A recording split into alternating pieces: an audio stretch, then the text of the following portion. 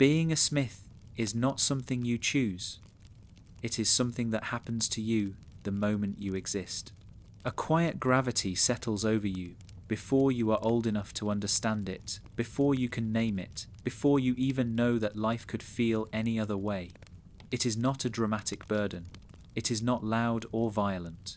It is subtle, familiar, woven into the walls of the house, and the tone of conversations, and the way everyone looks at each other when they think no one else is paying attention.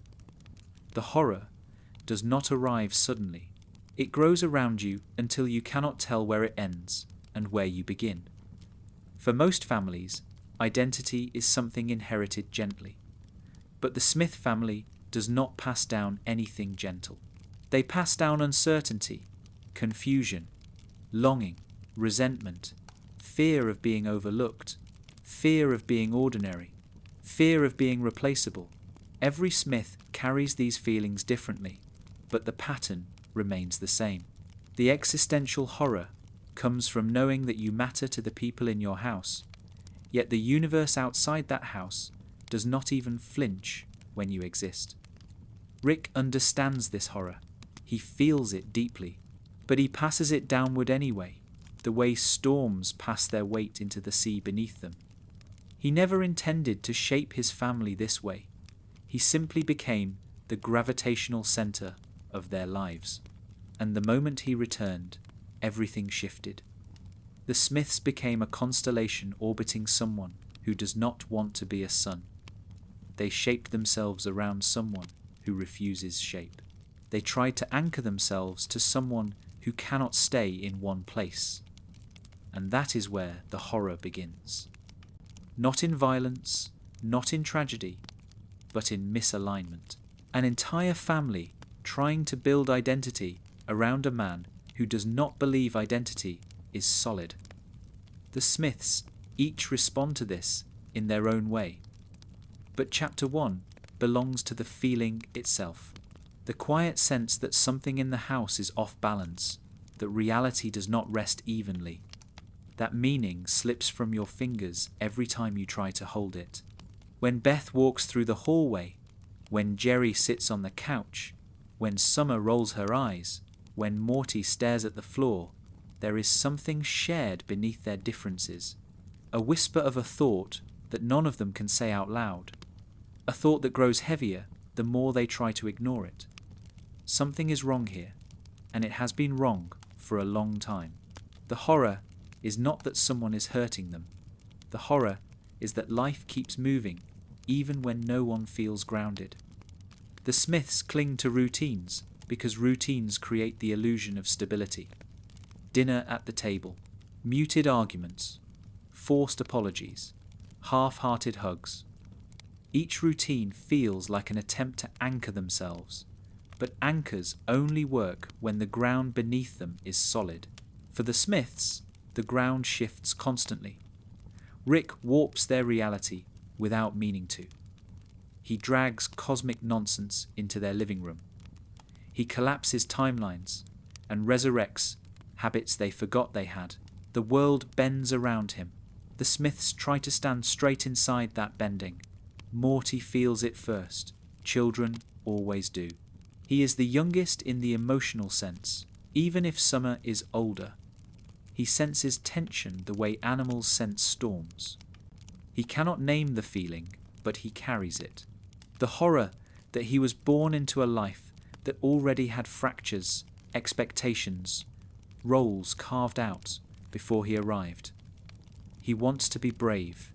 He wants to be good. He wants to be stable. But stability does not exist in a family that is still choosing who they are every day. Morty tries to mold himself into something useful because usefulness feels like worth. But usefulness does not quiet the existential weight. It only hides it until something cracks. Summer feels it differently. She is old enough to see contradictions, old enough to understand that her family does not function like others, old enough to resent the imbalance of attention, old enough to mask her fear with sarcasm. She sees how quickly everything can change, and how slowly anyone admits they are scared. The horror for Summer is watching her family pretend they are fine, pretend things are normal, pretend nothing inside them is breaking. She carries that silence in her chest because speaking it out loud feels like a crime. Beth carries the deepest cut. Not because she is weak, but because she is strong in all the wrong places. She grew up in the shadow of someone larger than life. She learned early that her value was tied to what she could endure. She internalized the idea that chaos is a normal part of love. She built an identity that could withstand storms, but not soften for them. The horror for Beth is discovering that she has grown into the same paradox she once resented. She wants connection, but she fears vulnerability. She loves deeply, but she analyzes her own emotions like someone performing surgery without anesthesia.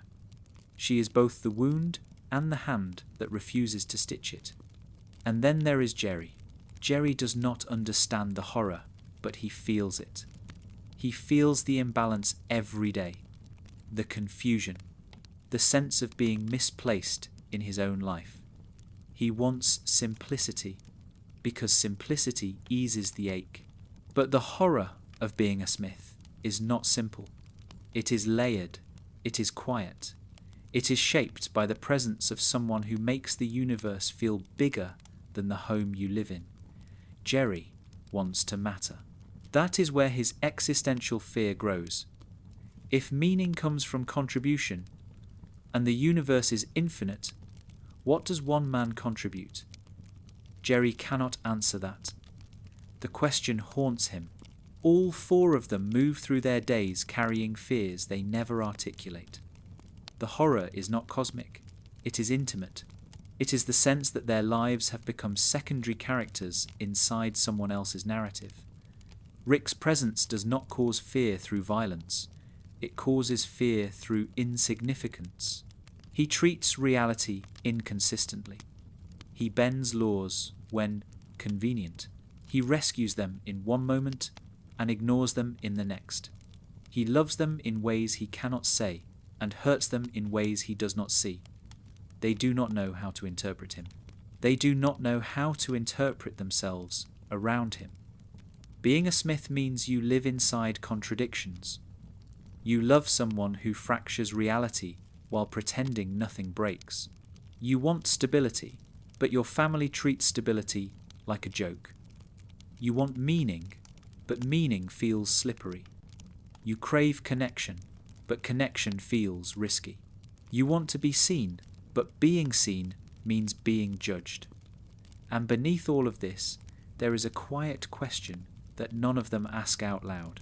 Is this who we really are, or is this who we became because Rick returned? The horror is existential because it is unspoken. It does not attach itself to monsters or aliens or explosions. It attaches itself to identity. Identity shaped by proximity, identity shaped by avoidance, identity shaped by a man who lives as if meaning is optional. Rick does not intend to create horror. The tragedy is that he himself lives inside the same void. He feels the same pointlessness, the same collapse of meaning, the same disconnection. He simply hides it beneath genius and sarcasm and the illusion of control. The Smiths do not realize it, but they inherited his philosophy indirectly. A philosophy that says nothing matters except the things you decide to care about. But deciding what to care about becomes harder when the ground beneath you never stays in one place. This is the foundation of being a Smith. A family trying to assemble a map without realizing the edges keep shifting. A family trying to hold each other up without solid ground. A family learning to breathe in a house that never stays the same temperature. The horror is not that they are broken. The horror is that they know something is broken, but do not know whether fixing it will break something else. Rick brings the multiverse into their living room, but what he really brings is possibility. And possibility is not comfortable. Possibility forces you to confront the fact that your identity is not stable unless you build it deliberately. The Smiths have not built their identity yet. They inherited it, handed down in fragments, held together by routines and apologies and half-resolved tensions. Chapter 1 is the beginning of understanding that the horror of being a Smith is not cosmic chaos. It is emotional instability. It is philosophical weight. It is the fear that you might not belong to your own life. It is the quiet knowledge that love exists, but connection does not come easily. It is the realization that your family means everything to you, but none of you knows how to express that without hurting each other. The existential horror of being a Smith is not loud. It is a whisper that says you are here, but you do not know why. A whisper that says you matter, but you do not know how. A whisper that says you are a family, but you do not know what that means. And every night, when the house goes quiet, that whisper grows louder. A house is supposed to feel stable. It is supposed to be the place where the world pauses long enough for you to breathe, but the Smith house never pauses. It never settles. It carries a quiet tremble, like a structure built on top of something alive and shifting beneath the floorboards. The walls remember arguments that no one resolves. The corners collect tension that no one names. Every room holds emotions that never make it into words. You can walk through the hallway at night and feel the weight of 4 different people trying to hold themselves together in 4 different ways. The horror of being a Smith is not just internal. It is environmental. The house adapts to whatever pain the family is refusing to confront. It bends around denial. It magnifies silence. It absorbs confusion. It has lived through enough chaos to know that nothing stays the same for long. When Rick returned, he brought more than science fiction into their home. He brought instability disguised as possibility. He brought change disguised as adventure. He brought love disguised as distance. This chapter belongs to the house, not the stories that happen inside it, but the emotional climate that shapes those stories long before they happen. The house watches Beth move through the kitchen every morning, trying to look composed while carrying tension in her shoulders. It watches her open the fridge, as if she expects something meaningful to appear inside it. The refrigerator hums, the lights flicker, the counters remain cluttered. The kitchen is not messy because the family is lazy. It is messy because no one feels steady enough to maintain order. Every item on the counter is a symptom of emotional exhaustion. A cup left near the sink, a cereal box not fully closed, a half-eaten apple left behind. Each object is a small admission that the family is trying, but trying is hard when the ground beneath them never stops moving. Beth believes she holds the house together. She believes she must.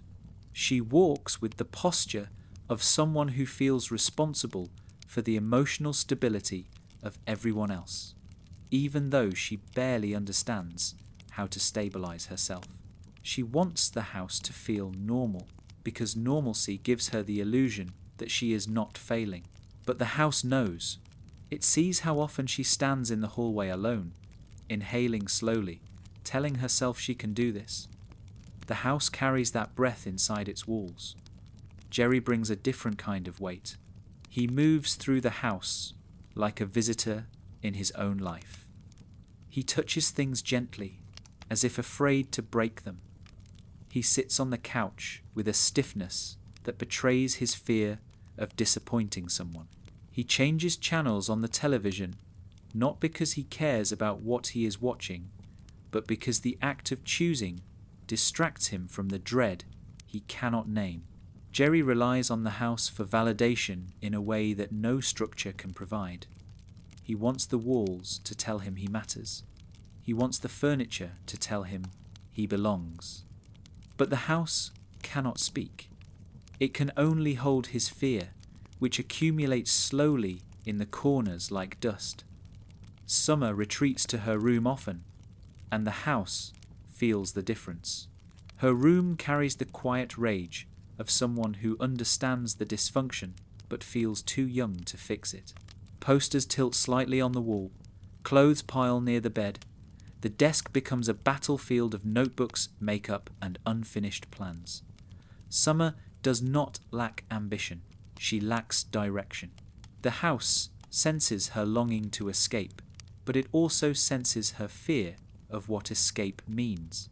For Summer, leaving the house would mean abandoning the people she loves, even if they do not know how to love her back properly. Her room becomes a sanctuary, but sanctuaries built on fear rarely feel peaceful. Morty moves differently. He drags his feet sometimes. He rushes other times. He talks to himself without realizing it. He checks his phone with a kind of desperation, as if expecting comfort to glow from the screen. The house sees Morty's confusion most clearly. He is young enough to hope, old enough to hurt, and naive enough to believe hope and hurt can coexist peacefully. Morty's room does not show rebellion like Summer's room. It shows uncertainty. A poster peeling at the edge, a backpack left open, a pile of clothes Morty meant to fold but forgot about. The house feels his attempts to stay grounded. It feels his desire to please everyone. It feels the moment each day when he realizes he cannot. Rick, though, is the element the house cannot predict. He enters rooms with the authority of someone who built the place, even though he has barely lived in it. He brings smells of chemicals, the grit of cosmic dust on his shoes, the coldness of space still clinging to his coat. When he sits on the couch, the cushions lower more than they should, as if gravity itself adjusts for him. When he leaves a room, the air temperature shifts slightly, settling into whatever emotional residue he drops behind. Rick treats the house as a temporary location, a waypoint, a place to keep his gadgets, his portal fluid, his tools, and his family.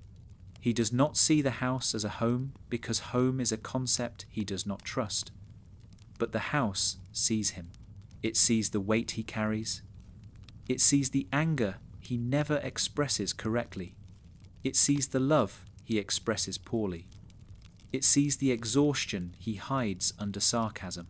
The house knows that Rick is the reason everything moves, yet Rick is also the one trying hardest to pretend nothing moves him. The Smith house lives in a paradox. It shelters a family that does not know how to shelter each other.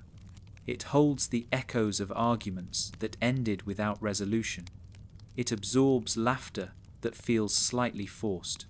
It watches family dinners, where the silence between bites holds more emotion than the conversations.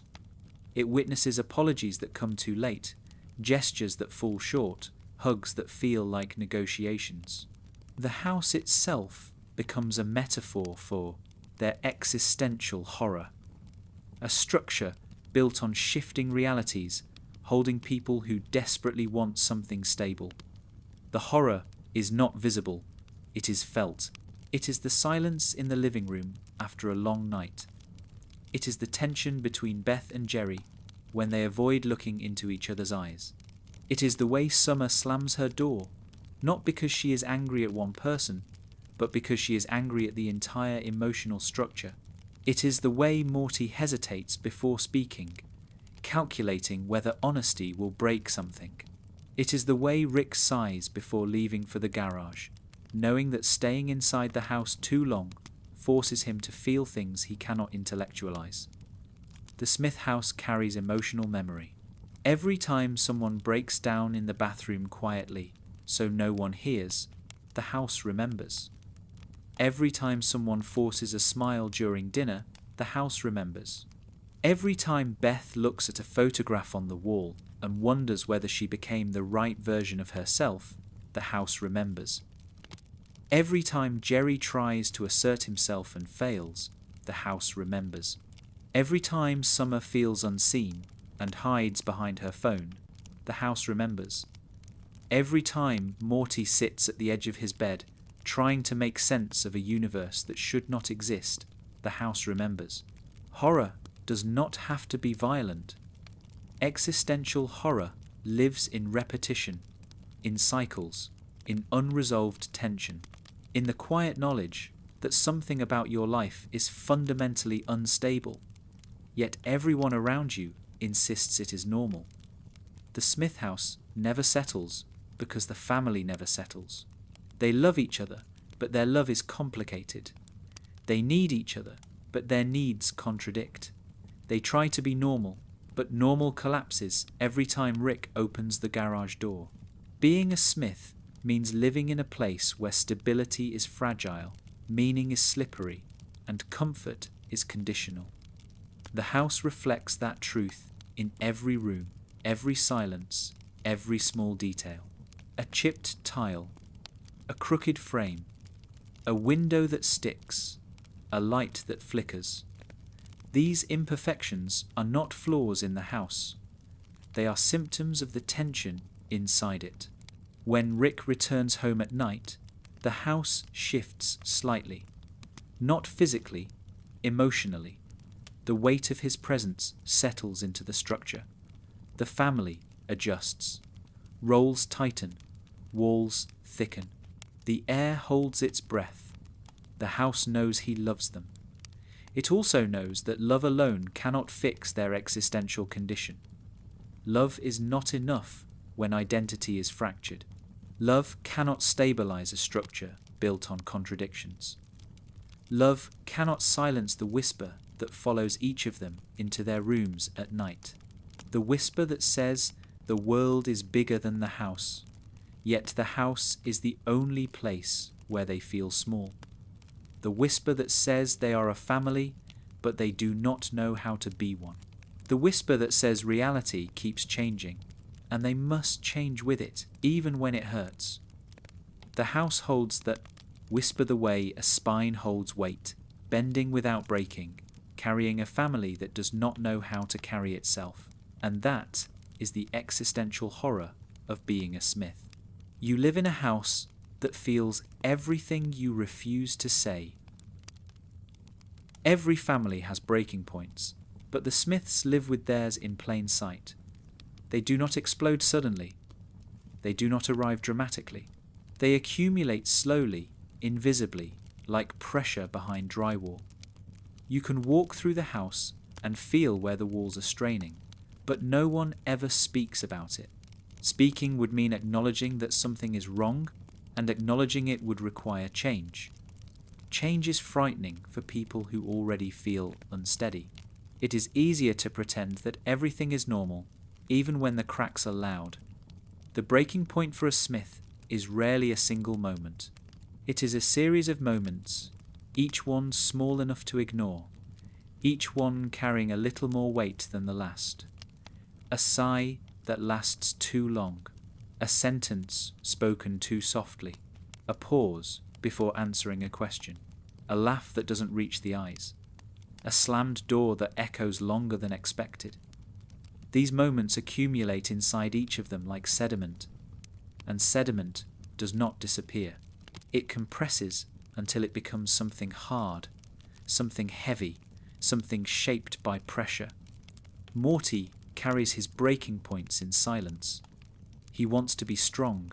He wants to be useful. He wants to be enough. But every adventure with Rick chips away at his certainty. Every world they visit reminds him how small he is. Every alternate version of himself reveals how replaceable he could be. The horror for Morty is not the monsters or the danger. The horror is the realization that the universe is filled with Mortys who tried and failed to matter. Mortys who disappeared without consequence. Mortys who screamed into the void and heard nothing back. Morty's breaking point does not look like a meltdown. It looks like hesitation. A pause before stepping through a portal.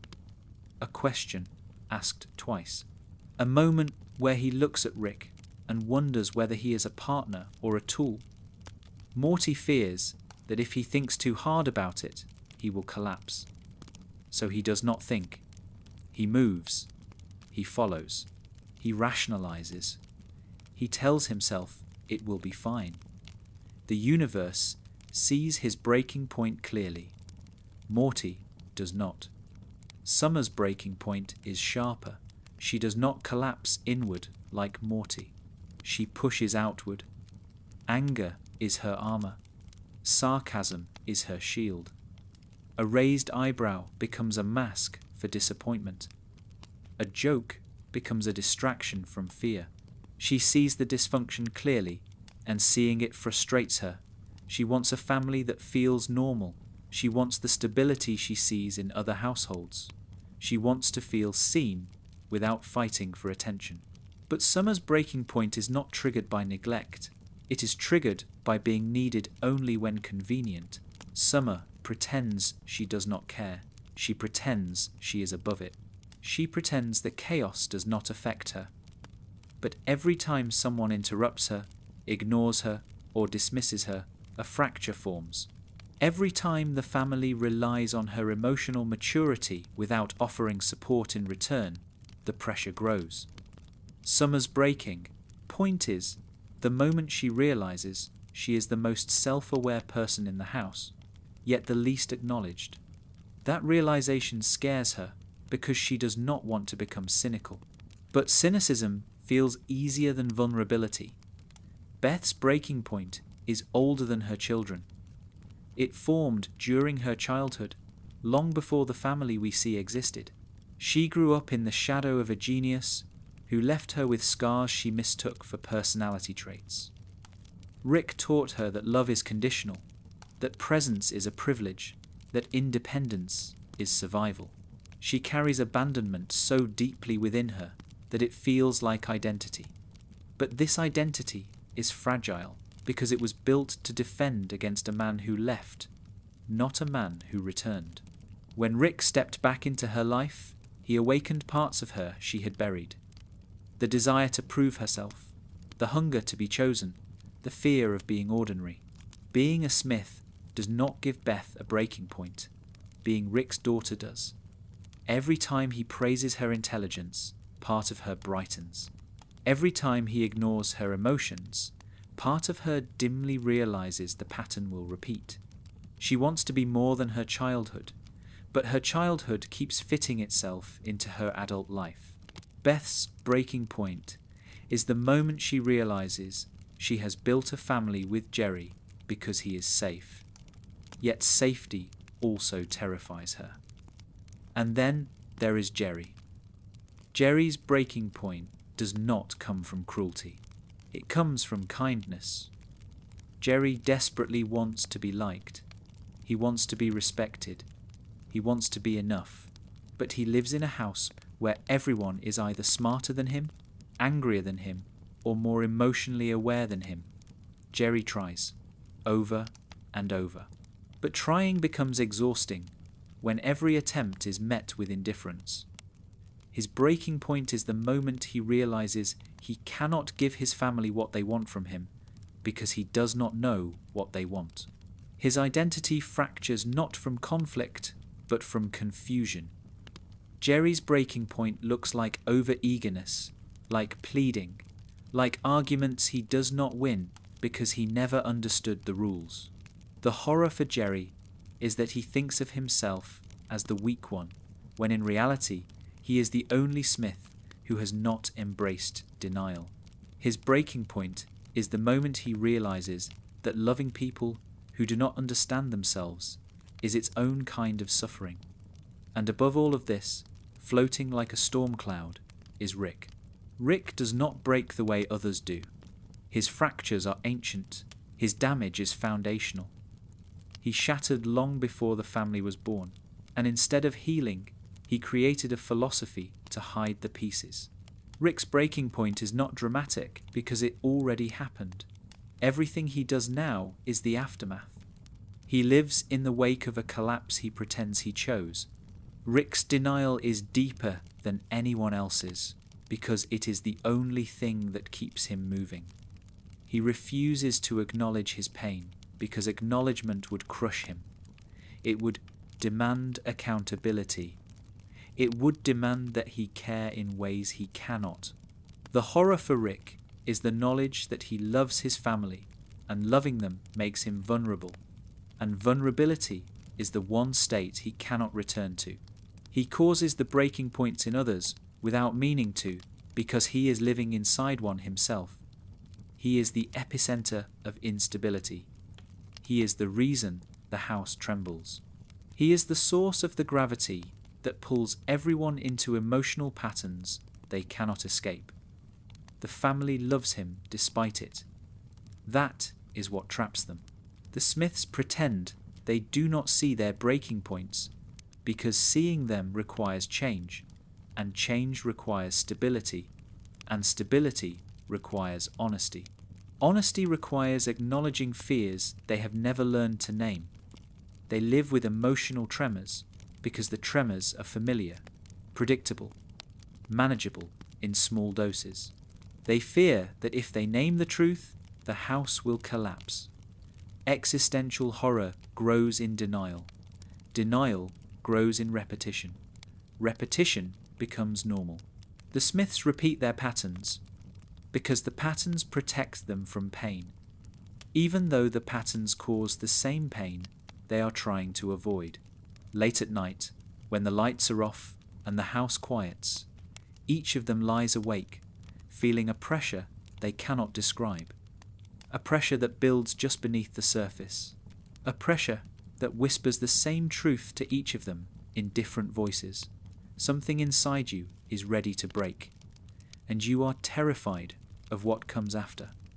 The horror is not the break itself. The horror is the pretending.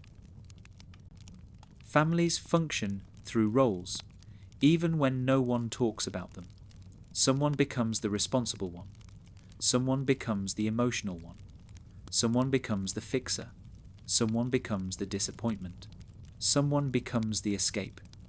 These roles form slowly, not through conscious choice, but through repetition. Through the way people respond to tension. Through the way silence gets filled. Through the way love gets expressed unevenly.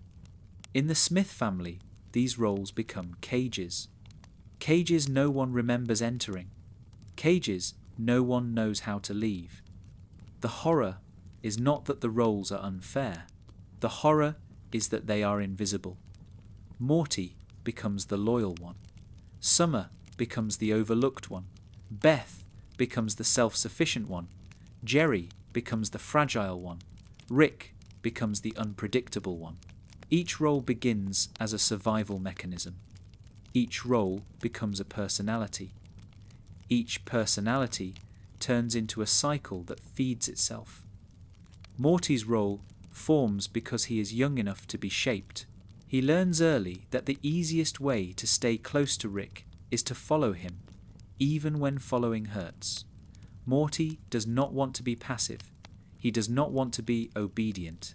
But Rick creates an emotional gravity that Morty cannot escape. Morty wants to matter, and Rick offers him meaning in the form of adventure. Morty associates usefulness with worth. He believes that if he proves himself enough times, Rick will see him as more than a sidekick. Morty did not choose loyalty. Loyalty was assigned to him as the cost of proximity. Summer's role forms differently. No one assigns it to her. She notices it forming in the spaces where Morty is chosen instead of her. She learns to be the one who adapts, the one who observes, the one who holds her emotions together because everyone else is too busy falling apart.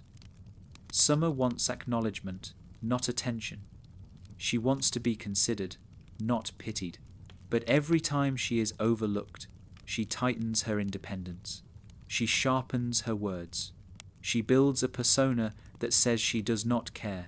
Summer did not choose to be overlooked. She learned to survive by pretending it does not matter. Beth's role is the most complex. She learned self-sufficiency before she understood childhood. She grew up with a father whose love was inconsistent, whose presence was conditional, whose approval was intoxicating but unpredictable. Beth learned to meet her own emotional needs, not because she is strong, but because no one offered to meet them for her. She sees herself as independent, but her independence is the scar tissue of neglect. She cannot trust others to support her. She cannot allow herself to be vulnerable. Her role becomes the one who holds everything together, even as she falls apart internally. Beth did not choose to be self-sufficient. She became self-sufficient to avoid being abandoned. Jerry's role forms from contrast. In a house filled with unresolved trauma, Jerry is the easiest target. He is not brilliant. He is not bold. He is not emotionally complex. He is simple, and simplicity becomes vulnerability. Jerry wants harmony. He wants reassurance. He wants to be loved without needing to earn it. But his neediness becomes a flaw in a family that is allergic to emotional transparency. Jerry becomes the fragile one because fragility reveals feelings the rest of the family avoids. He becomes the cautionary example of what happens when emotions are worn openly. Jerry did not choose fragility. He became fragile because everyone else refused to be. And then there is Rick, the most complicated role of them all. He becomes the unpredictable one, not because he wants to be unreliable, but because reliability terrifies him. Predictability requires emotional presence. Emotional presence invites attachment. Attachment risks pain. Pain risks vulnerability. Vulnerability risks collapse. Rick constructs a persona of inconsistency because consistency is the one thing he cannot promise. He loves the family, but he loves them from behind walls made of cynicism and jokes. He protects them, but he protects them at a distance. Rick did not choose unpredictability. He chose armor, and unpredictability became the shape of that armor. These roles interact in ways that fuel the family's existential horror. Morty's loyalty reinforces Rick's unpredictability. Summer's invisibility reinforces Morty's burden. Beth's independence reinforces Jerry's insecurity. Jerry's fragility reinforces Beth's emotional distance. Each role loops into another, creating a system where everyone feels stuck, yet no one understands why. The tragedy is that none of these roles reflect who they actually are. They reflect who the family needed them to be in the moment of crisis, and then they never adjusted. Roles designed for survival do not work in moments of peace.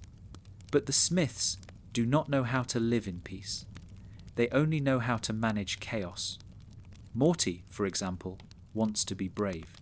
But bravery becomes obedience. He wants to speak for himself, but speaking becomes conflict. He wants autonomy, but autonomy feels like betrayal. His role does not allow growth.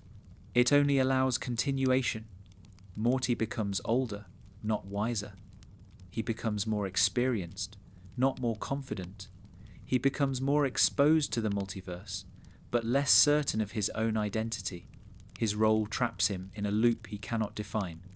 Summer wants connection. She wants someone to see her, but the role of being overlooked prevents her from accepting connection when it appears. Every time someone takes her seriously, she questions their intentions. Every time someone praises her, she wonders whether they mean it. Her role taught her to survive being invisible, but it never taught her how to be visible without fear. Beth wants closeness. She wants a family that feels whole, but her role demands functionality over intimacy. She becomes caretaker instead of partner, problem solver instead of mother, protector instead of nurturer. She loves fiercely, but she fears softness. Her role tells her that soft people get abandoned, so she stays sharp, even when it cuts her family. Jerry wants stability. He wants reassurance, but his role denies him respect. Every time he tries to assert himself, the family dismisses him. Every time he tries to contribute, they overshadow him. Jerry's breaking point forms quietly, because his role does not allow him to be more than the emotional echo of everyone else's issues. Rick wants love in a way he cannot articulate, but his role denies him the right to express it. The unpredictable one cannot apologize sincerely. The unpredictable one cannot say, "I need you." The unpredictable one cannot admit weakness. Rick built his role to protect himself from pain, but it isolates him from the people he cares about. The horror for Rick is that the role he crafted to survive is the same role that prevents him from healing. Each role is a prison cell with familiar wallpaper, comfortable enough to stay, uncomfortable enough to hurt. The existential horror comes from the realization that the roles interact like gears in a machine. If one person changes, the entire machine stutters. If Morty stops being loyal, Rick loses his anchor. If Summer stops pretending she does not care, Beth must address her own emotional shortcomings. If Beth stops being strong, Jerry must become strong, and he does not know how. If Jerry stops being fragile, Rick must confront his own fragility. No one wants to be the first to break the cycle, because breaking the cycle means breaking the role, and breaking the role means facing the truth beneath it. The truth is the scariest part. Morty is not just loyal. Summer is not just overlooked. Beth is not just strong. Jerry is not just fragile. Rick is not just unpredictable. But to see themselves clearly, they must confront what they have been avoiding for years. And the Smiths do not confront. They cope. This is the existential horror of being a Smith. You inherit a role you never agreed to, and spend your whole life trying to figure out who you are beneath it. Identity in the Smith family does not grow naturally. It fractures, reshapes itself, then fractures again. Each person tries to hold onto a sense of self while being pulled in directions that do not match who they want to be. The struggle does not happen loudly. It takes place in small decisions, in quiet doubts, in moments where someone questions whether they are becoming the version of themselves they intended to become. Morty feels that uncertainty most clearly. He is still forming, still figuring out who he is supposed to be, yet every influence around him pushes him towards something contradictory. Rick expects him to become adaptable. The world expects him to be expendable. His family expects him to stay soft. Inside all these contradictions, Morty tries to find a center. Some days he thinks he has it. Other days, he wonders if he is just imitating confidence to hide the fear that he is becoming someone he does not recognize. The problem is not that Morty lacks identity. The problem is that his identity bends too easily under pressure. He sees versions of himself across dimensions who made choices he does not understand. He watches alternate Mortis who are cold, angry, apathetic, brilliant, cruel, or victorious. Each version reflects a possibility he might become. Possibility can inspire, but it can also overwhelm. When Morty looks into those reflections, he cannot help questioning which version is closest to who he truly is. Summer experiences a different kind of collapse. Her personality sharpens under tension, but that sharpness hides uncertainty. She wants to be confident, but confidence feels unstable when everything around her shifts without warning. She tries to adopt independence, but independence begins to feel like isolation. She attempts to project maturity, only to realize that the adults around her do not model the behaviors she is trying to imitate. Her identity comes from resistance. She resists being ignored. She resists being underestimated. She resists being defined by anyone else. The trouble is that resisting shapes a person just as much as obeying does. Summer knows she is becoming strong, but she wonders if the strength is genuine or reactive. The quiet horror lies in not knowing whether she is growing into herself or simply reacting to the chaos that surrounds her. Beth faces the collapse most intensely. She lives with competing identities that never merge cleanly. She is a mother who craves independence, a wife who doubts her marriage, a daughter who admires and resents her father with equal force. She tries to embody competence, but competence becomes a mask that prevents vulnerability. She wants stability, but sees instability as proof that she is not doing enough. She loves her family, but fears she is repeating patterns she vowed not to repeat. Her identity splits because she defines herself through responsibility rather than desire. When responsibility shifts, she shifts with it. The result is a version of herself that adapts too quickly for her emotional life to keep up. Beth wonders privately whether she is a fixed person or a collection of responses shaped by a childhood she never healed from. Jerry struggles with identity in the opposite direction. He clings to the few traits he feels confident about, hoping they anchor him. He wants to be supportive, so he becomes passive. He wants to be kind, so he becomes indecisive. He wants to be needed, so he becomes fearful of abandonment. His entire personality attempts to fill gaps left by others. Every time he tries to define himself, the definition slips away because someone reacts negatively to it. He does not adapt, but he does absorb. Jerry internalizes criticism. He internalizes rejection. He internalizes every moment that suggests he is not enough. Over time, he begins to confuse identity with apology. His self-worth leans too heavily on the approval of people who rarely express approval. The collapse for Jerry happens quietly. He starts believing that a weaker identity is safer than risking one that might be challenged. And behind all of them is Rick. Rick carries the most fragmented identity of all, even if he hides it better than anyone else. His mind is too large to remain consistent. His pain too heavy to remain stable. His worldview too expansive to allow a single self to stay intact for long. Rick shifts between personas, depending on what hurts less. Genius, cynic, protector, destroyer, survivor, teacher, drifter. Each identity shields him from a different form of vulnerability. He tells himself none of his identities matter because he does not want to attach to any of them. He believes attachment creates weakness.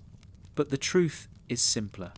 Identity becomes terrifying when you regret the person you once were, when you fear becoming that version again, and when the universe constantly presents you with alternate selves who show what you could have become. Rick does not fear meaninglessness. He fears definition. Being defined means being known. Being known means being hurt. The collapse of identity spreads through the family because everyone looks to someone else for stability. Morty looks to Rick. Summer looks to her parents. Beth looks to her father.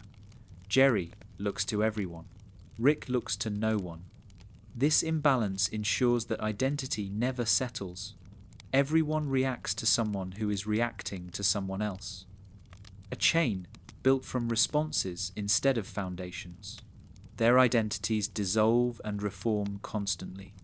Morty gains confidence, then loses it the moment Rick undermines him. Summer gains clarity, then questions it after a moment of dismissal. Beth gains independence, then relinquishes it when confronted with old wounds.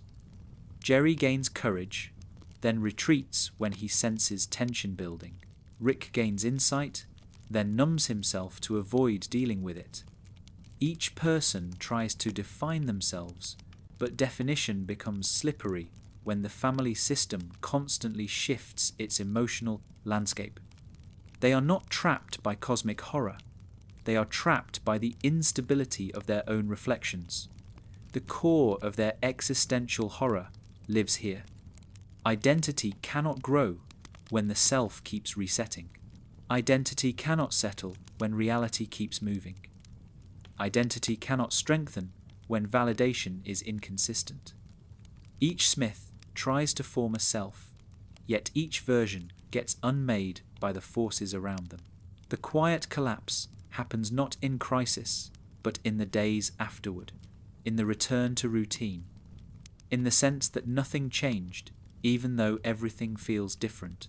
Identity becomes a mirror with cracks that no one repairs, and every day the reflection gets harder to recognize. There comes a point in every Smith's life where the familiar explanations stop working. The routines they rely on lose their grounding.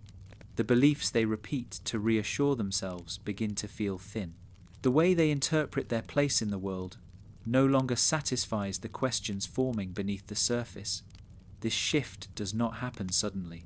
It arrives gradually, in moments that seem unimportant at first, then grow heavier each time they repeat. Meaning does not collapse all at once. It fades at the edges and works its way inward. Morty feels this erosion during moments when adventure no longer distracts him. He once believed that following Rick made his life significant. Being part of something larger than the world he knew gave him direction. But the more he sees, the more he realizes that significance built on proximity cannot hold. He wakes up on some mornings, unsure whether the excitement he once felt was curiosity or denial. He questions whether danger still feels worthwhile, or whether he is forcing himself to care, because caring keeps the fear away. The slip happens when he notices he can predict Rick's reactions a little too well, when he can sense the rhythm of a crisis before it unfolds, when shock becomes familiarity. In those moments, the universe does not feel infinite. It feels repetitive.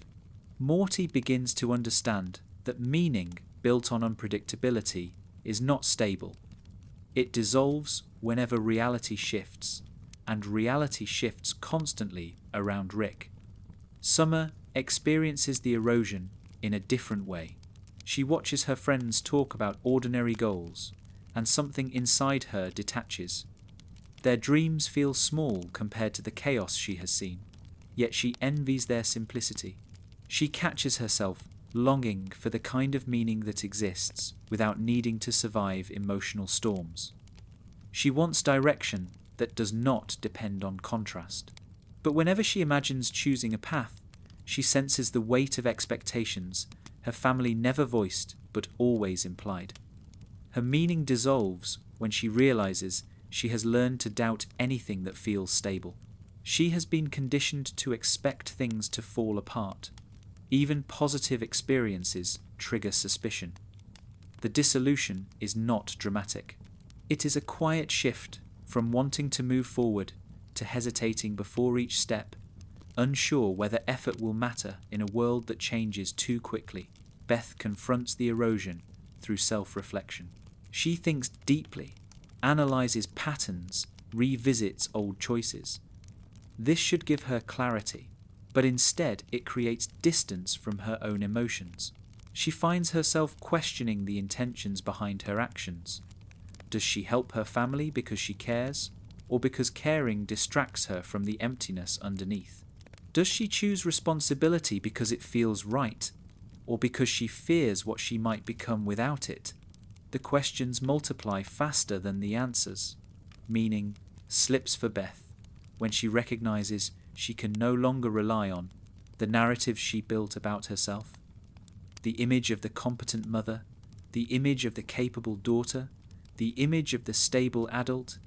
Each one feels thinner than she wants to admit. She begins to see that meaning built on achievement cannot sustain her through emotional uncertainty. She needs something deeper, but she has no idea how to reach it. Jerry's erosion is gentler, but just as painful. He does not notice meaning slipping until it has already faded. Little moments reveal it. A joke he once enjoyed no longer lands. A hobby feels uninteresting. A compliment fails to reassure him. He tries to adjust, tries to cheer himself, tries to rebuild confidence, yet something inside him remains unchanged. The certainty he once used to cushion his insecurities weakens. He finds himself floating between roles, unsure which version of himself is genuine. For Jerry, meaning dissolves when he realizes he does not know what he wants. He has always adapted to the needs of those around him, but adaptation cannot replace identity. Once the patterns he relied on stop working, he is left with questions he does not know how to confront. The emptiness is quiet, steady, and persistent. Rick's erosion is more concealed, but it shapes the family's emotional landscape more than anything else. He claims that meaning is an illusion. He dismisses purpose. He treats the universe like raw material for distraction. But beneath the bravado lies a truth he avoids. The philosophy that helps him cope also isolates him. He built his worldview to protect himself from loss. Yet this same worldview disconnects him from the people he claims to keep around for a reason. His meaning slips when the distraction stops working, when a new invention fails to ignite excitement, when a new dimension feels repetitive, when the infinite possibilities no longer feel empowering. The difference between freedom and aimlessness becomes difficult to ignore. Rick experiences meaning as a burden rather than a solution, a burden he avoids until the weight becomes too obvious to disguise. The Smith family does not discuss this erosion. They each feel it privately, carrying the dissolution like an inner echo they try to silence. They do not compare experiences. They do not comfort one another. They try to push through, hoping the feeling will fade. But the lack of communication ensures the erosion continues. When meaning slips, people search for something to anchor them. The Smiths search in different places. Morty looks for direction. Summer searches for validation. Beth chases competence. Jerry seeks reassurance. Rick pursues distraction. None of these anchors hold because they are built on avoidance rather than understanding. Avoidance slows the collapse temporarily, but it does not rebuild what is fading. The existential horror emerges here. The realization that meaning is not guaranteed. It must be created intentionally. Creating it requires vulnerability, patience, and honesty. These are the exact traits the Smiths struggle to express. They know how to argue. They know how to cope. They know how to survive. But they do not know how to rebuild meaning once it begins to dissolve. The dissolution spreads through their lives quietly, influencing choices they do not question. Morty hesitates before trusting himself. Summer hesitates before trusting others. Beth hesitates before trusting her own emotions. Jerry hesitates before asserting himself. Rick hesitates before acknowledging care. Each hesitation creates distance. Distance prevents connection. Connection is the one thing that could help them rebuild meaning. The Smiths are not trapped because their world is dangerous. They are trapped because meaning slips through their hands faster than they know how to catch it. They feel existence tilting beneath them, and instead of steadying themselves together, they brace alone. Being a Smith means learning to live in the space between what life should mean and what life actually feels like. It means navigating a world where meaning dissolves easily, and rebuilding it requires skills the family never learned. The erosion does not destroy them, but it leaves them suspended, still moving, still functioning, still hoping the ground returns, unsure when the feeling will fade. In a household filled with chaos, you would expect normalcy to feel comforting. A quiet morning, a simple chore, a routine conversation. These should bring relief. They should create a sense of steadiness. For the Smith family, normal days never feel calm. They feel suspicious. Normalcy, in their experience, is fragile. It appears briefly, like a bubble drifting through the air, and everyone knows it will burst. They do not trust its softness, and the distrust turns even the quietest moments into sources of tension. Morty wakes up on days when nothing unusual is happening, and immediately feels uneasy. He has learned to expect conflict disguised as adventure, and adventure disguised as catastrophe. A morning without tension feels like the calm before something he cannot predict. He tries to relax, tries to enjoy the simplicity of brushing his teeth, packing his bag, eating cereal, but part of him waits for the floor to shift. That anticipation becomes a form of anxiety. When the abnormal becomes routine, normal life feels foreign. Morty tries to act casual. He tells himself he deserves a quiet day. He repeats this thought the way people repeat phrases to dispel fear. But deep down, he knows how quickly the day can change. A portal opening mid-sentence, Rick calling his name with urgency, a sudden shift that throws him into danger. The uncertainty gnaws at him until he stops trying to enjoy the quiet. He switches to autopilot and moves through the morning without emotional presence. By the time he reaches the afternoon, he feels exhausted from waiting. Summer reacts differently. She craves the stability of a normal day, yet she also feels restless when it arrives.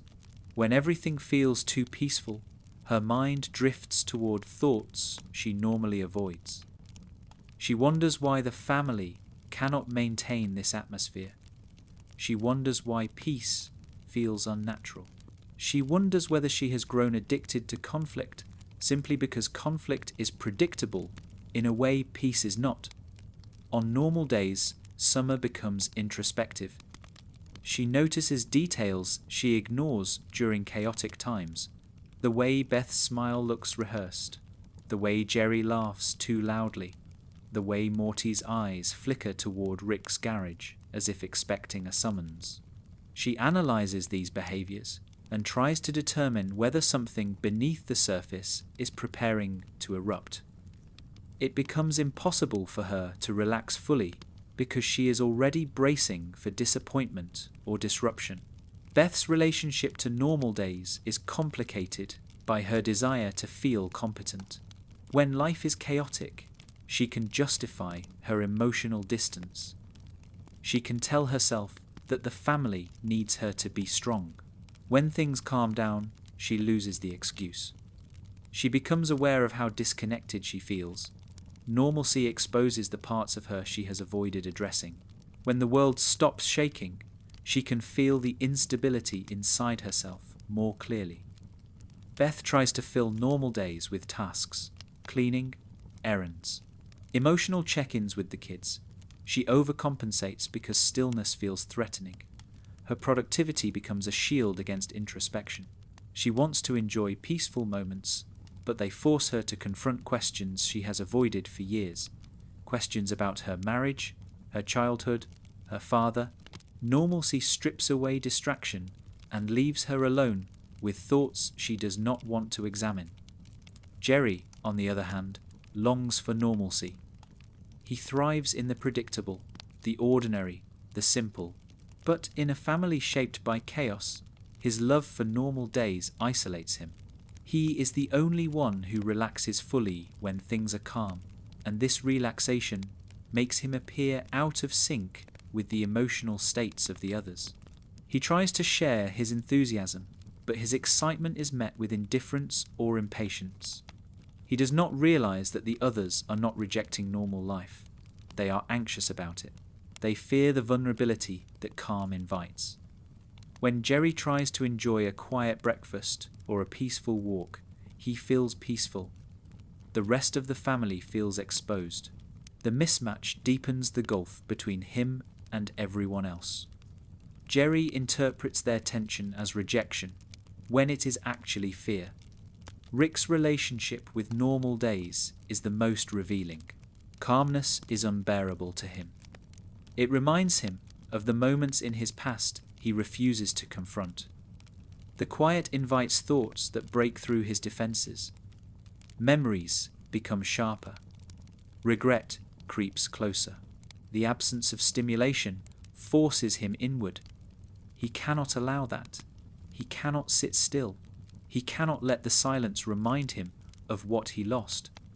On normal days, Rick becomes restless. He tinkers with tools he does not need. He invents devices without purpose.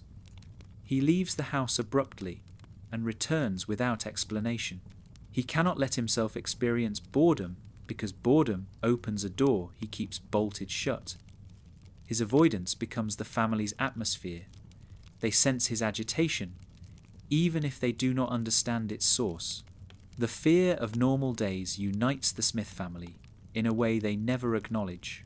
They share the anxiety of waiting for the next shift. Each person anticipates change for a different reason, but they feel the same sensation in their chest. A tightening, a breath held too long, a suspicion that peace is misleading. They have lived with instability for so long that they begin interpreting calmness as a warning.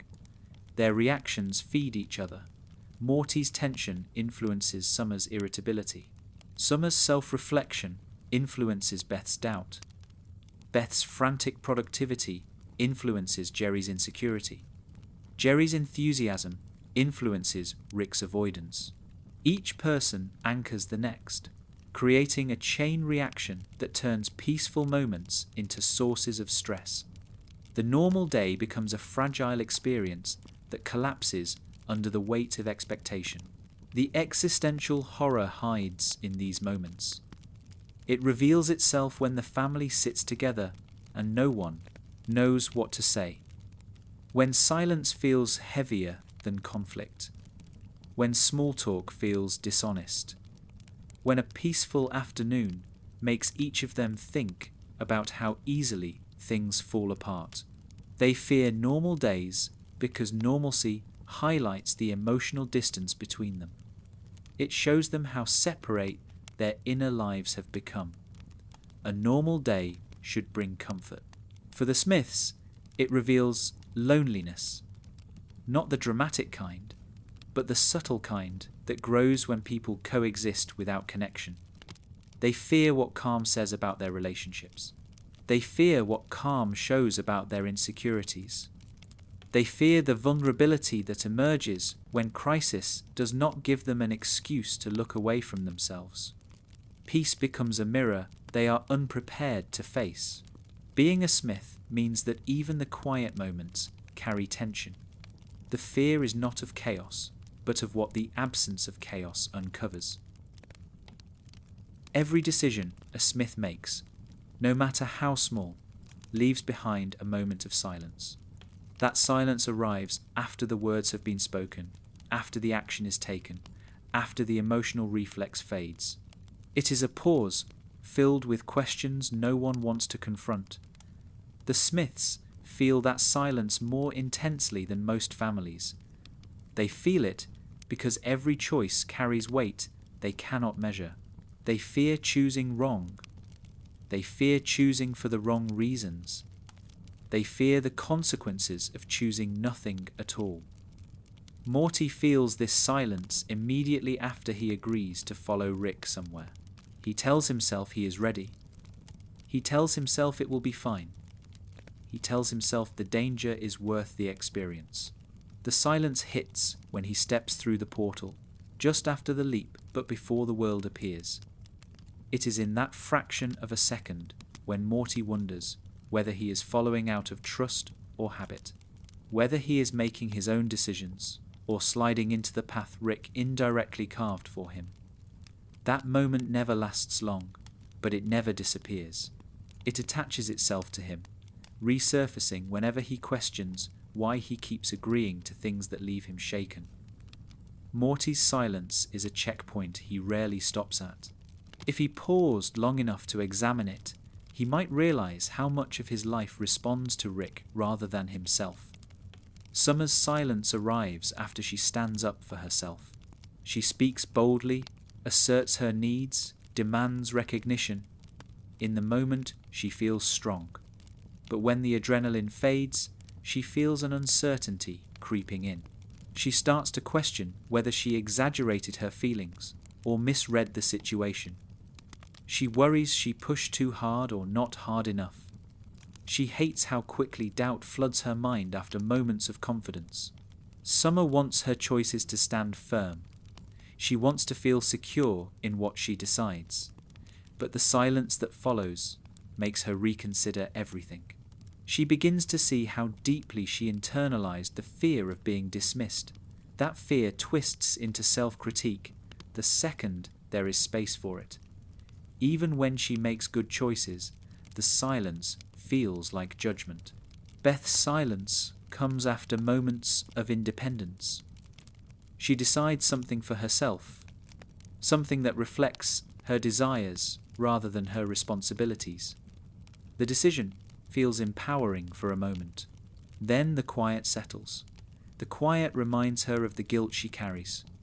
Guilt for wanting a life outside her family. Guilt for questioning the stability of her marriage. Guilt for having emotional needs she cannot articulate without feeling selfish. In that silence, she often retreats into old roles. She reassures Jerry. She supports the kids. She avoids confronting the part of her that longs for something freer. Beth's silence exposes the tension between her identity as a mother and her identity as a person. The conflict does not break her, but it lingers in the back of her mind, reminding her that her choices rarely feel like clean victories. Jerry's silence is different. He experiences it after even the smallest decisions. Choosing dinner, offering advice, attempting to assert himself. For Jerry, every decision invites insecurity. He wants reassurance that he chose correctly, but reassurance rarely comes. When the silence follows, he interprets it as failure. He fills the quiet with self-blame. Jerry's silence is painful because it reveals how little confidence he has in his own judgment. He wants to be decisive, yet every decision feels like a gamble he is destined to lose. Even when his choices are reasonable, the lack of immediate approval makes him doubt himself. He becomes convinced he is disappointing others even when he is not. Rick's silence is the most dangerous. He makes choices constantly, some monumental and some trivial. Each choice is defended with logic or humor or cynicism. But when the noise dies down, the quiet waits for him. It reminds him he is alone in his consequences. He tells himself he is strong enough to bear them, but strength is not the issue. Isolation is. Rick avoids this silence with work, noise, and movement. He floods his environment with distraction. He keeps devices powered on. He talks to himself. He launches into new projects before finishing old ones. Anything to prevent stillness. Stillness gives shape to the guilt he has tried to outrun for years. The silence after each choice pulls old memories toward the surface, memories he cannot face without feeling everything he has suppressed. The family never discusses these silent moments, yet each member senses them in the others. They feel tension rise after decisions are made. They see hesitation, doubt, or distant expressions. They notice when someone becomes quiet after speaking too quickly. But they keep their observations to themselves because acknowledging someone else's silence requires confronting their own. The Smiths are not afraid of choices. They are afraid of what choices reveal. A decision exposes truth. It shows what someone wants, fears, prioritizes, or avoids. The family has built so many defenses around vulnerability that even simple decisions feel risky. Choosing creates openness. Openness invites emotion. Emotion threatens the fragile balance they maintain. They operate with the belief that decisions must be perfect to be valid. This belief traps them. They hesitate to break patterns because the silence afterward might expose flaws they do not want to see. Morty fears the silence, exposing dependency. Summer fears it exposing insecurity. Beth fears it exposing longing.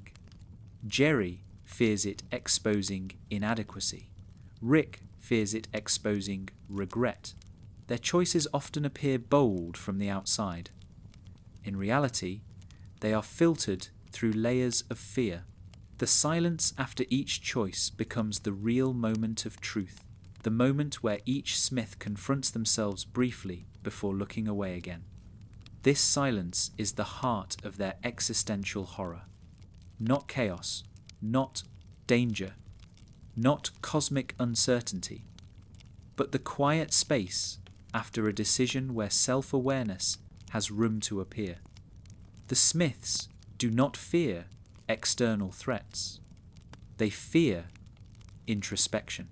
They fear discovering how much they compromise themselves to avoid emotional conflict. They fear understanding how often they choose out of reflex rather than conviction. They fear seeing how fragile their identities become when stripped of distraction. Being a Smith means moving through life with unresolved echoes following every step. The silence after each choice reminds them that they are people still learning who they are, people who want clarity but fear what clarity reveals. If they could speak these fears out loud, they might discover understanding. But they keep their silences private, and private silence becomes isolation. The horror lies not in the choices themselves, but in the space that follows them. The space where truth lives quietly, waiting to be acknowledged. Love inside the Smith family is real. It is present, persistent, and sometimes even fierce. But it is complicated by the fact that each person struggles to understand who they are. Loving someone becomes harder when you do not understand your own boundaries, desires, fears, or weaknesses. The Smiths care deeply for each other, but that care is filtered through confusion. They give love, but they do not give it cleanly. They receive it, but they do not know how to hold it without questioning what it means. Morty loves his family with a kind of earnestness that feels rare. He wants each person to be okay. He wants peace. He wants harmony. But he does not know how to express this without losing himself in the process. His love often manifests as accommodation. He bends his needs to fit what others expect. He makes himself small to avoid conflict. He accepts burdens he is too young to carry. What he calls love is often an attempt to be useful, to prove he deserves the affection he desires. This creates tension within him.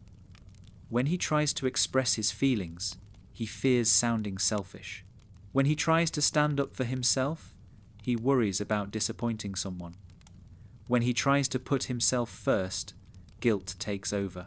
He does not understand the difference between love and sacrifice, because he has rarely seen love presented without strings attached. Summer's love is resilient, but it becomes tangled in her frustration. She cares for her family even when she feels overlooked. She watches them collapse, pick themselves back up, and repeat the cycle. She wants to help, yet she resents being placed in the position of emotional maturity too often. Her affection is real, but it develops cracks when she feels unacknowledged. She tries to balance support with independence, only to discover that supporting others drains her more than she admits. Summer understands her emotions better than Morty does, but understanding does not protect her from the exhaustion that comes with loving people who rarely meet her halfway. She offers empathy, yet rarely receives clarity in return. Her frustration builds because she feels responsible for maintaining a stability the adults in the house cannot maintain themselves. Beth's love is layered with contradictions. She loves intensely, yet that intensity hides insecurity. She wants connection, yet she fears losing autonomy. She seeks trust, yet distrust shapes many of her reactions. Her love is strongest when directed at her children, but even there, she questions whether she is giving them what they need or repeating what Rick gave her. She tries to protect them from her shortcomings, but she senses that some vulnerabilities seep through regardless. Her love for Jerry is complicated by her uncertainty about herself. Some days she sees him as a partner. Other days she sees him as a reflection of choices she never fully embraced. She cares for him, but she wonders whether that care comes from comfort or commitment. Beth wants to love without doubt, but doubt is woven into her past. It rises whenever she pauses long enough to reflect. Jerry loves in a way that feels raw. He wears his emotions openly. He wants affection without complication. Yet his openness often becomes overwhelming because he depends on it for validation. He struggles to give love without expecting immediate reassurance. His fear of being abandoned makes him cling tightly, and clinging becomes pressure. His affection is genuine, but it sometimes burdens the people he gives it to, not because of its intensity, but because of his fear of losing it. Jerry does not understand how to separate care from insecurity. Loving others becomes a way to soothe himself, and that blurs the boundaries between support and dependency. He means well, but good intentions do not eliminate emotional imbalance. Rick's love is the most difficult to understand. It is present beneath layers of defense, but it rarely reaches the surface. He cares for his family deeply, yet he cannot express it in traditional ways. His love is protective, but it often lacks the gentleness and clarity others need. He acts with loyalty, but that loyalty becomes hard to decipher because he hides it behind cynicism and distraction. For Rick, expressing affection invites vulnerability, and vulnerability threatens the armor he has used to survive. He wants connection, but he fears it will expose pain he cannot manage. He gives love through action rather than words, yet the actions become inconsistent when he spirals emotionally. The people he loves see glimpses of sincerity, but the glimpses are unpredictable. This mixture of emotional patterns creates a family that cares deeply but struggles to align their expressions of love. Everyone loves with a different language. Everyone interprets love through personal wounds. Everyone tries, but no one lands cleanly. These mismatched expressions lead to misunderstandings. Morty feels unseen when Rick dismisses fear he cannot control. Summer feels undervalued when her insight is overshadowed by chaos. Beth feels unbalanced when her emotional strength becomes invisible labor. Jerry feels inadequate when his affection is misread. Rick feels misunderstood when his actions are interpreted through the lens of his reputation instead of his intent. The result is a household full of affection that rarely brings true comfort. The love they share is sincere, but it does not heal the wounds that shape it. Their love becomes heavy because it exists without clarity. It becomes confusing because each person tries to protect themselves while also reaching out to others. It becomes inconsistent because fear interrupts expression before it reaches honesty. The existential horror emerges when they realize that loving someone does not automatically provide understanding. Loving someone does not guarantee connection. Loving someone does not ensure peace. It simply creates an emotional bond that can either soften or intensify the uncertainty they already carry. The Smiths do not lack love. They struggle with the version of love that requires self-knowledge. Without self-knowledge, affection becomes a mixture of instinct and fear. Morty fears disappointing. Summer fears being overlooked. Beth fears losing autonomy. Jerry fears rejection. Rick fears vulnerability. These fears distort the shape of the love they offer. The distortion is subtle, but it accumulates until each person feels slightly alone, even in the presence of the people they care about most. The weight of loving someone who doesn't know themselves is this: every emotional exchange feels incomplete. The intention is there, but the clarity is not. The desire is there, but the understanding is missing. The affection is there, but the language does not match. Being a Smith means loving fiercely, but imperfectly. It means wanting to connect, but drifting just out of sync. It means caring deeply, but not knowing how to transform that care into reassurance. The horror is not the love itself. It is the distance that remains, even when the love is genuine. There are times when the Smith family stops and realizes just how enormous their world truly is. Not the house, not the neighborhood, not even Earth, but the scope of existence itself.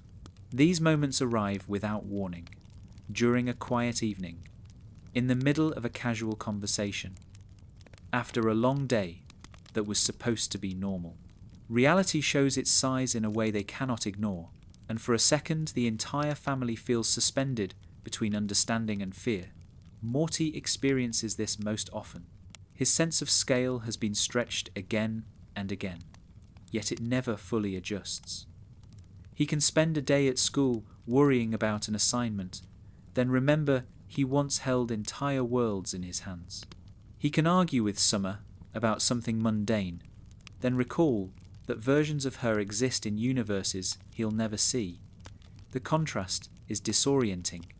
It makes everything feel uncertain. He tries to ground himself in the present, but the present feels small compared to what he knows is possible. This creates a quiet panic he cannot express. Morty wants normal problems, but his mind refuses to shrink back. Every time he remembers how large existence can be, he feels a mixture of awe and dread. Awe because the universe is extraordinary. Dread because he plays such a tiny role in it. That awareness pushes against his sense of meaning, making everyday life feel slightly unstable. Summer encounters this same feeling, but she approaches it differently. Where Morty tries to pull reality inward, Summer tries to push herself outward.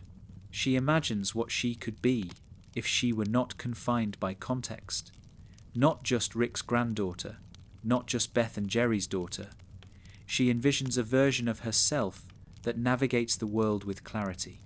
Yet even as she imagines this, the size of the universe overwhelms her. The possibilities are endless, which should feel liberating. But instead, it creates pressure. She wants to choose a direction, yet every direction feels equally uncertain. The idea that infinite paths exist turns each path into a question. What if she chooses incorrectly? What if she becomes someone she did not intend to become? What if the freedom she desires exposes insecurities she has not recognized yet? The vastness outside the house mirrors the vastness inside her mind, and neither offers clear guidance. Beth feels something different from her children. She doesn't think about infinity the way they do. She thinks about purpose. When reality feels too big, she senses her own life shrinking against it. She wonders whether her choices matter, whether her family would function without her, whether she is fulfilling a role or living a life she chose, consciously. The scale of the universe makes her question the scale of her own decisions. On her hardest days, the size of existence reminds her that even the strongest person can feel directionless. It troubles her because she has spent years believing that competence protects her from existential doubt. But competence does not anchor meaning. Competence simply organizes the world you can control, and the world Beth cannot control is enormous. Jerry reacts in a way that is easy to underestimate. The enormity of the universe frightens him. yet it also comforts him. He feels small, but smallness makes his problems feel lighter. At the same time, the distance between himself and the rest of existence can make him feel forgettable. That loneliness hits him unexpectedly. A moment of seeing the night sky, or hearing Rick talk about interdimensional threats, leaves him hollow. He wonders if his life is significant enough to merit attention from the people he loves. Jerry wants reassurance, but he rarely receives it. The size of reality intensifies his doubts. He begins to question whether his presence makes any difference. This is not melodrama. It's insecurity amplified by a world that does not slow down long enough for him to catch up emotionally. Rick views the size of reality as familiar territory. He has spent years exploring, experimenting, and escaping into it, yet even he feels the weight of infinity in ways he does not admit. He tells himself he understands the universe completely, but every discovery hints at deeper layers. Each answer leads to more uncertainty. His mind stretches constantly, and the stretching becomes tiring. A mind as sharp as Rick's notices cracks others overlook. He sees how small their reality is compared to everything beyond it. He understands how fragile life becomes when measured against cosmic forces. This awareness isolates him. It also fuels his fear of attachment. When reality feels too big, connection feels too temporary. Why invest in something so vulnerable when the universe keeps expanding? There are moments when Rick observes his family sitting in the living room and feels something he quickly suppresses. He sees them trying to anchor themselves. Morty curled into a corner of the couch. Summer scrolling through her phone absent-mindedly. Beth pacing without realizing she's pacing. Jerry trying to lighten the atmosphere with a comment that falls flat. Rick recognizes their attempts to find meaning in a world he knows does not guarantee it. And for a moment, the size of reality doesn't feel like freedom. It feels like distance he created to protect himself. The Smiths experience moments where the universe feels too large in ways they never articulate. A quiet drive at night, a conversation that trails off unexpectedly. A moment when someone forgets what they were about to say. These little interruptions open windows into the awareness they avoid, the awareness that their lives are happening inside something incomprehensibly large. This realization heightens their anxiety because it forces them to confront uncertainty. If reality is enormous, what does that make their daily struggles? Are those struggles meaningful? Are they distractions? Are they fragments of a bigger story or isolated, moments without connection? The questions arrive and disappear, leaving emotional residue behind. The existential horror grows when the family recognizes a truth they cannot hold for long. The universe does not adapt to their fears. It does not offer clarity. It does not slow down. Understanding too much creates a pressure that daily life cannot satisfy. The Smiths try to resume their routines, but their routines feel thin compared to the scale of everything else. Morty feels it as confusion. Summer feels it as restlessness. Beth feels it as inadequacy. Jerry feels it as loneliness. Rick feels it as regret. The size of reality becomes a quiet shadow over every decision they make. They move through their lives trying to feel grounded, but the knowledge they carry prevents full grounding. They want simplicity, but simplicity dissolves the moment they remember how easily everything can expand beyond comprehension. Being a Smith means living with the awareness that your world is bigger than your ability to understand it, yet trying to live as if that awareness does not follow you into every room. They do not fear the vastness itself. They fear what the vastness reveals about their place within it. The horror is not in the universe. It is in realizing how small you feel when the universe stops hiding how big it really is. there is a feeling the Smiths carry that very few people ever recognize in themselves.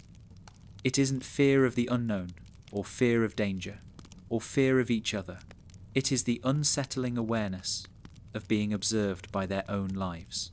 Not in a literal sense, but in the way their choices, mistakes, and emotional patterns seem to sit just behind them, watching, waiting to be acknowledged.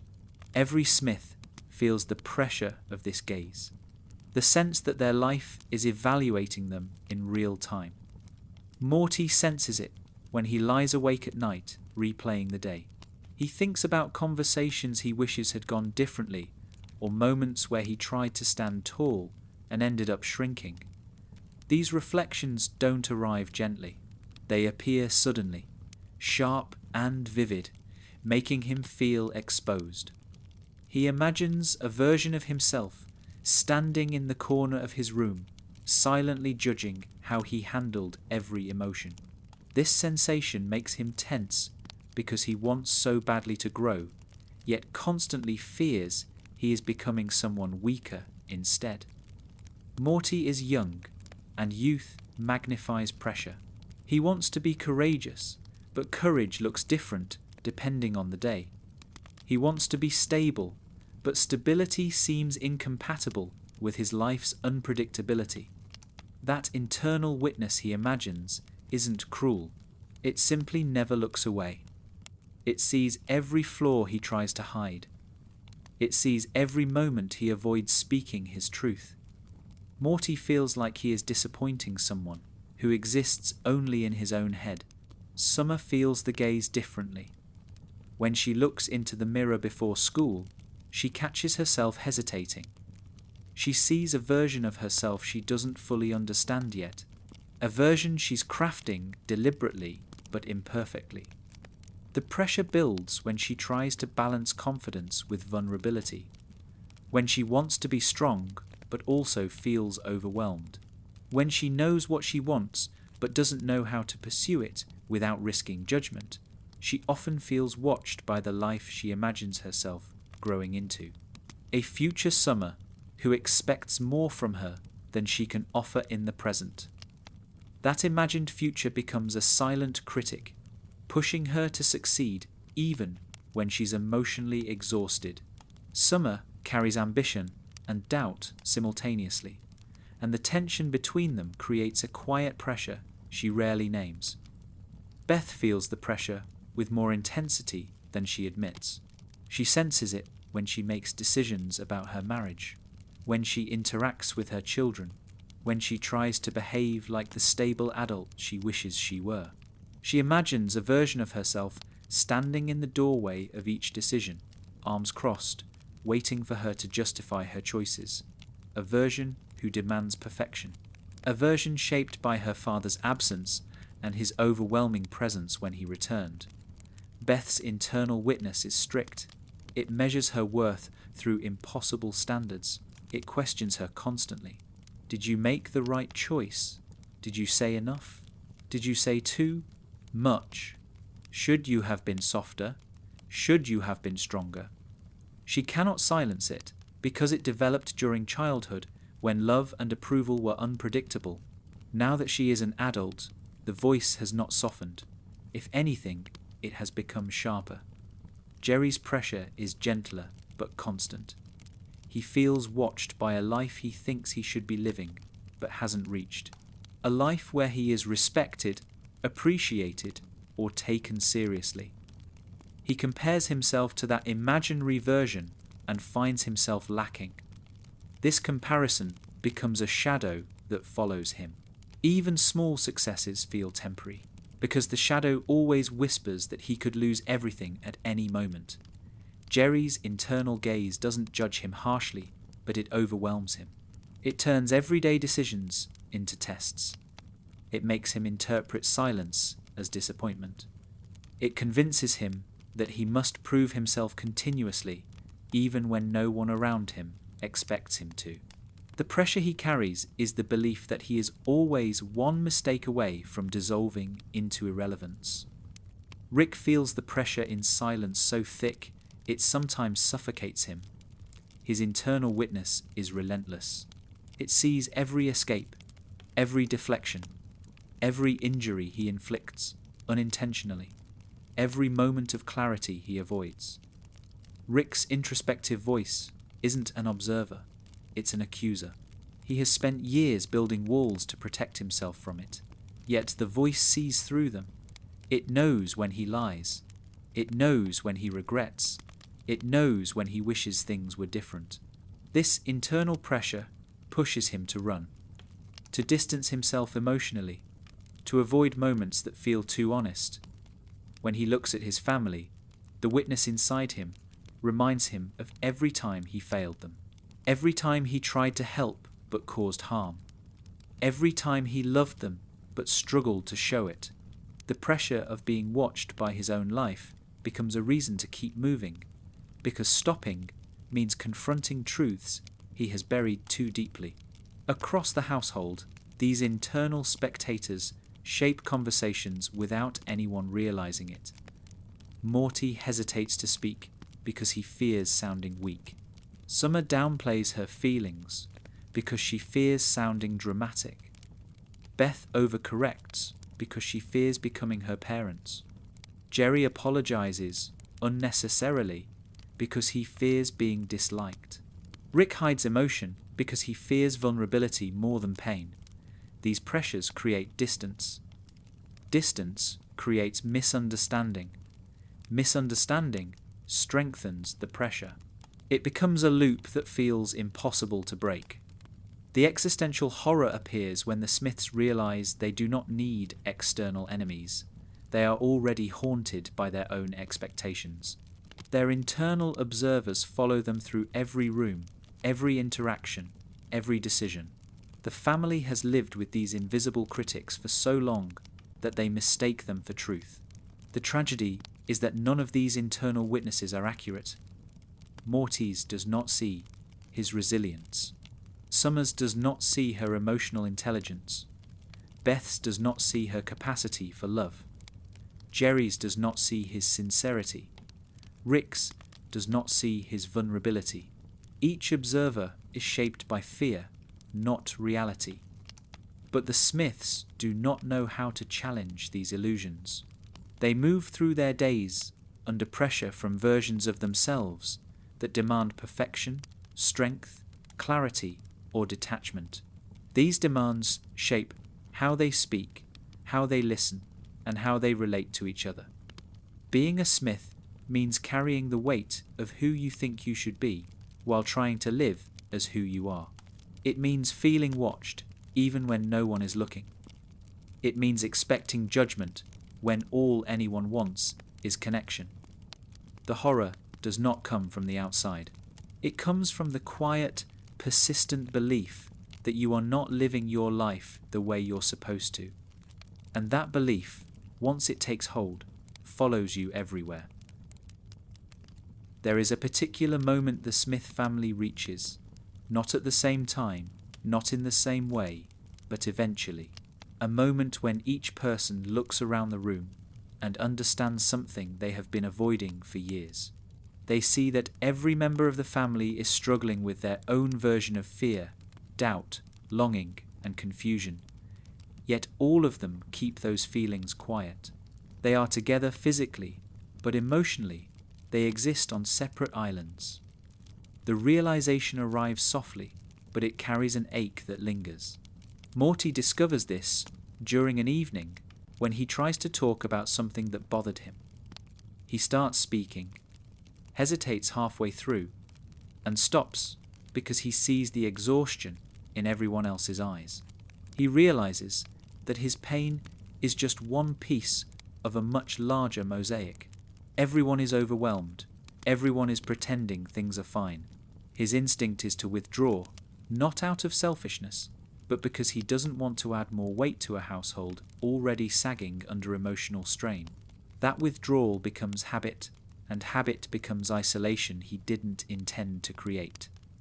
Summer reaches the same realization during a family dinner where the conversation feels disconnected.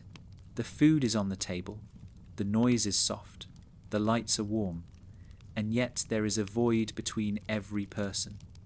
Not a hostile void, but a quiet, empty space where understanding should be. She looks from face to face and sees people who care about each other without knowing how to show it. People who want connection but lack the language. Summer feels a mix of sadness and clarity. She cares deeply for them, but she cannot ignore the invisible space that keeps them from reaching one another. Beth encounters the realization during one of her reflective nights. She watches her family move through the house with the same patterns as always. Morty trying to stay out of trouble. Summer trying to be noticed in the right ways. Jerry trying to stay positive. Rick drifting in and out like weather. Beth sees the effort. She sees the emotional labor each person performs, often without acknowledgement. The realization comes with tenderness and guilt. She wants to bridge the distance between them, but she fears she no longer knows how. Jerry experiences the moment quietly, almost apologetically.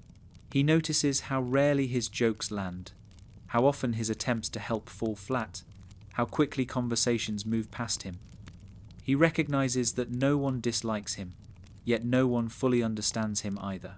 The distance makes him feel replaceable, though he does not voice this fear. Instead, he encourages others and retreats into his own mind when the encouragement goes unnoticed. Jerry's version of the realization is gentle and painful, a mix of love and loneliness. Rick confronts this moment in the stillness after the family goes to sleep. He sits alone in the garage, tools scattered, lights dim. He thinks about the people sleeping inside the house, people who have stuck with him despite everything, people he claims to disregard yet protects instinctively. He knows they are each fighting battles he cannot solve, partly because he caused some of them, and partly because he fears stepping close enough to help. The realization hits him not as guilt, but as sorrow. He sees clearly how isolated they all are, including himself, and he has no idea how to fix that without unraveling the defenses he built over a lifetime. This collective realization that they are alone together becomes the quiet centerpiece of the Smith family's existential horror. It is not the horror of danger or cosmic chaos. It is the horror of emotional distance. The horror of wanting to connect while lacking the tools. The horror of caring deeply yet living behind walls shaped by fear, habit, and misunderstanding. Despite this, something changes once they recognize the truth. Even if they never speak it aloud, Morty becomes slightly more patient. He stops assuming his emotions are burdens and begins observing the quiet emotions of others. He sees that everyone in the family is fragile in different ways, and this understanding softens his internal conflicts. Summer becomes more grounded. She realizes her frustrations are shared, not ignored. She starts to acknowledge her own needs without assuming no one will listen. Her strength turns into compassion without losing its clarity. Beth grows more aware of the emotional patterns she inherited and perpetuated. She still struggles with vulnerability, but she begins imagining small steps rather than impossible transformations. She sees her family as individuals rather than responsibilities. Jerry gains a sense of perspective. His loneliness does not disappear, but he begins to recognize that others are just as uncertain as he is. This helps him stop interpreting silence as judgment. He learns to take up space without apologizing as often. Rick undergoes the subtlest shift. He does not become warm or expressive, but he becomes slightly more present. He stays in the room a little longer. He listens without always mocking. He allows moments of connection to form, even if they scare him. For a man who built his identity around avoidance, this is enormous. The Smiths do not magically fix their emotional distance. They do not have a heart-to-heart. They do not hold hands and make confessions. What changes is far smaller and more honest, they begin to sense that their isolation is shared rather than personal. They begin to see that everyone at the table feels the same ache they feel. They begin to understand that being alone together means something important. It means they are not truly alone. The existential horror loosens its grip when they realize their emotional experiences, though quiet and private, overlap. Connection grows not from dramatic gestures, but from awareness. Awareness that everyone in the family is navigating confusion. Awareness that everyone hides fear behind habits. Awareness that everyone longs for understanding. They will still misunderstand each other. They will still repeat old patterns. They will still struggle. But underneath the dysfunction lies a recognition they can no longer ignore. They are each trying, in their own flawed ways, to belong to one another. Being a Smith means living with distance you never asked for. But it also means sharing that distance with people who feel it too.